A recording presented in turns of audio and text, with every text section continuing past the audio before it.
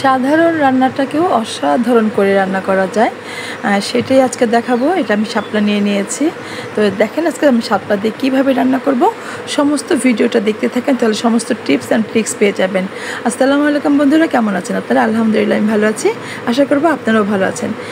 দেশের বাইরে যে যেখান থেকেই দেখছেন সবাইকে অনেক অনেক ধন্যবাদ আর ভালোবাসা দিয়ে আজকের মূল রান্নায় চলে যাচ্ছি। দেখেন না, আমি এখানে দেশি শাপলা নিয়ে নিয়েছি। আসলে শাপলা আমাদের দেশি হয়, এটা বিদেশি হয় না। তো এটা আসলে একটু চিকনটা নরমটা নিয়েছি, মোটাটা নিইনি আমি, সেজন্য বললাম। অনেক সময় দেখবে যে মোটা শাপলাটা সিদ্ধ হতে চায় না, ভালো লাগে না। তো আমি একটু আমার পছন্দের মতো শাপলা হলেই আমি নেই। এই শাপলাটা আমি চিন্তায় ছিলাম কী দিয়ে রান্না করব। চিংড়ি মাছ আমার খেতে ইচ্ছে করলো না, তো ইলিশ মাছ দিয়েও খাবো না। এখানে রুই কাতল ছিল, চিন্তা করলাম কাতলটা পেয়ে গেলাম ফ্রিজের মধ্যে, এটা দিয়ে রান্না করে নিব। আর জানেন না, বিশ্বাস করেন, বিলিভ মি, এটা কত মজা ছিল। আমার রেসিপিটা ফলো করে যে কেউ একবার রান্না করে খেয়ে দেখবেন, অসাধারণ। এই রান্না কখনো ভুলতেই পারবেন না। এবং জীবনে আমার মনে হয় প্রতি বছর একবার শাপলা আসলে রুই বা কাতল দিয়ে খেতে ইচ্ছে করবে। অসম্ভব মজা। শুধু ভাজু না খেয়ে এভাবে যে শাপলা খাওয়া যায়, এটা কিন্তু আমি জানতাম না। বিশ্বাস করেন, আমি এই প্রথম জানলাম। আর রান্না করার পরে মনে হয়েছে আমি এটা কী রান্না করেছি। এই যে বললাম, একটা খেলার স্বভাব আছে, এই ফুলটা নিয়ে খেলতে একটু ভালো লাগলো। মাছটাকে আমি লবণ দিয়ে আর সয়া সস দিয়ে একটু আধা ঘন্টার মতো রেখে দিলাম মেখে। আর প্যানের মধ্যে তেল দিয়ে একটু ভালো করে গরম করে নিই। আমি কিন্তু এই প্যানটাকে কালো করে ফেলেছি ভাজতে ভাজতে। আমি এটাকে মাছ ভাজার জন্যই তৈরি করেছি। দেখেন আপনারা, অল্প তেলে ভাজবো, কিন্তু মাছটা লাল হবে। হলুদ দেই নেই, মরিচ দেই নেই, শুধুমাত্র সয়া সস আর লবণ দিয়ে মাখিয়ে নিয়েছি। আপনার ইচ্ছে করলে লেবুর রস আর লবণ দিয়েও মাখিয়ে নিতে পারেন।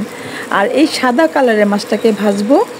খেয়াল করবেন বন্ধুরা, আমি কিন্তু এখানে কালার যেন না হয়, লালচে যেন না হয়ে যায়, সবুজ সবুজ শাপলার কালারটা আমি রান্না করব। এখানে আমি তেল দিয়ে দিলাম 2 টেবিল চামচের মতো।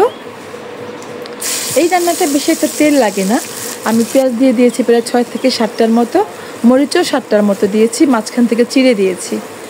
এইটা যখন পেঁয়াজটা একটু মজে যাবে, একটু নরম সফট হয়ে আসবে, একটু গোল্ডেন কালার হয়ে আসলে, সেই পর্যায়ে আমি শাপলাটা ধুয়ে রেখেছিলাম কেটে।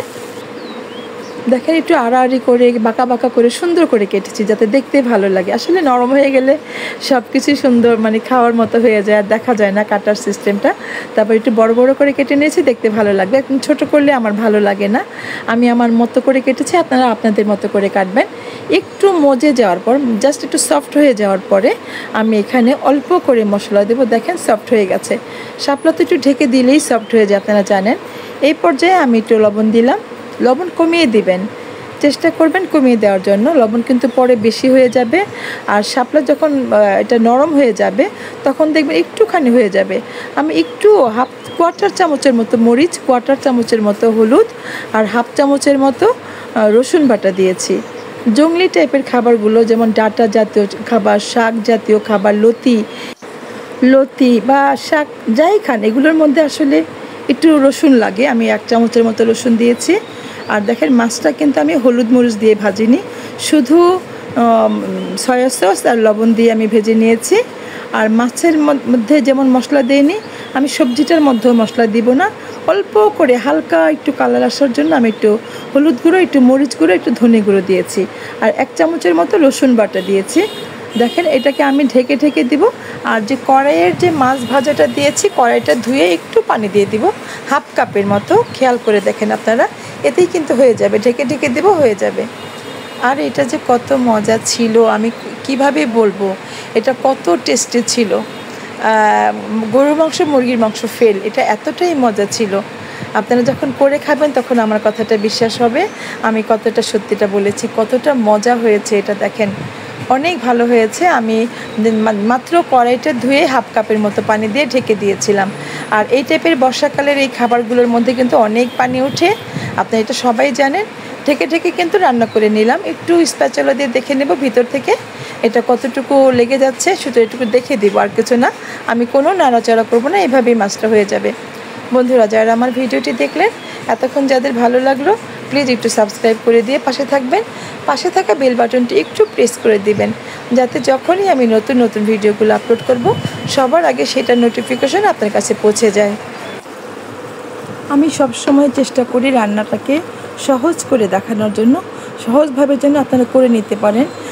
আমি বলবো, এই বর্ষাকালে এইভাবে শাপলা দিয়ে একটু মাছ দিয়ে, রুই মাছ অথবা কাতল মাছ দিয়ে অবশ্যই একটু করে খাবেন। অন্যান্য মাছ দিয়ে কেমন হয় আমি জানি না, এটা যে অসাধারণ টেস্টি ছিল। প্লিজ সবাই একটু ট্রাই করবেন। শুধু বলবো একবার করে খেয়ে দেখেন, এটা কতটা মজার, খেয়ে দেখলেই বুঝতে পারবেন। আমি বারবার বলবো একবার হলো, সবাইকে বলবো একবার হলো করে খান। কাতল মাছ, রুই মাছ তো সবার বাসায় থাকে, একটু শাপলা কিনে নিয়ে আসেন। এটা খুবই টেস্টি ছিল, আমি 2বার ভাত খেয়েছি। আমি কিন্তু দিনে একবার ভাত খাই, তারপরে বললাম যে আজকে আমি 2বার ভাত খেয়েছি, এটা এত টেস্টি ছিল। তো বন্ধুরা, আপনাদের কাছে সবসময় আমি সহজ করে রান্না তুলে ধরার চেষ্টা করি, কেননা রান্না করতে অনেকেই কষ্ট পায়, সেটা যেন সহজ মনে করে। যারা আপুরা আছেন নতুন গৃহিণীরা বা ভাইয়ারা, তাদের কাছে যেন সহজলভ্য মনে হয়, সেজন্য আমি সহজ করে একটু গুছিয়ে বলি, যাতে আপনাদের করতে কোনো রকম কষ্ট না হয়, হেজিটেশন না হয়। দেখেন আমি মাছটাকে সার্ভ করে নিলাম, কতটা সুন্দর হয়েছে। যারা এতক্ষণ আমার ভিডিওটি দেখলেন, আপনারা বলতে পারবেন আমি কত সহজে অল্প খরচে অল্প মশলা দিয়ে এই রান্নাটা করে নিলাম।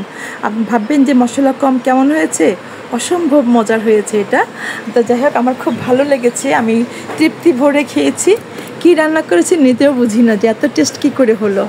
যারা এতক্ষণ ভিডিওটি দেখলেন, আপনারা এইভাবে দেখে ঠিক সেম রেসিপি ফলো করে একটু করে দেখবেন কেমন হয়েছে, তারপরে আমাকে বলবেন, অ্যাজ ইট ইজ রেজাল্ট পাবেন। আমি বারবার বলবো এভাবেই ফলো করে করে রান্না করে দেখবেন।